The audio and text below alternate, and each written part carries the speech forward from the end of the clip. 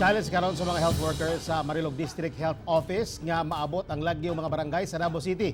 Apan layo niini sa unang adlaw pa lang sa usa ka barangay, sobra pa sa target nila ang mga batang napatakan og polio vaccine. Anang report ni Argil Relator.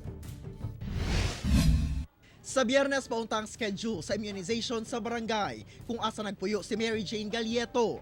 Apan gipili niini nga mismong siya na ang muadto sa Marilog District Health Center aron patakan og polio vaccine ang iyang 1 year and 3 months old nga anak.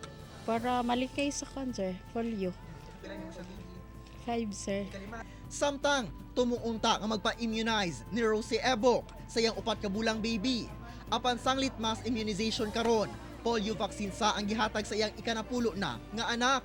Sa datos gikan sa Mong Health Center, 1,083 ka mga bata nga below 5 years old ang napatakan sa Barangay Tamugan, samtang 499 sa Barangay Suwawan.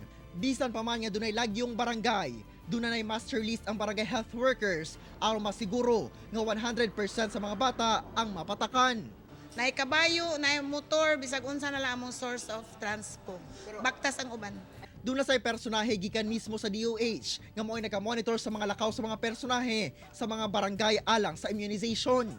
Sa 12 ka mga barangay dinhi sa Marilog District, ang barangay Gumitan ang pinakalayo gikan sa sentro, diin dunay 201 ka eligible children. Hinoon, gisiguro sa mga personahe sa District Health Office nga bisan pa man pila ka bundok, ingon man sa pa, ilaha gayon tabukon aron lang mapatakan ang mga bata. Sa mga vaccinator team, naa sila'y dedication. So nakita nako na ang Marilog na sila'y team spirit nga humanon abuton gyud ang ilahang nga target for the day. Kauban si Jojo Solarte sa kamera.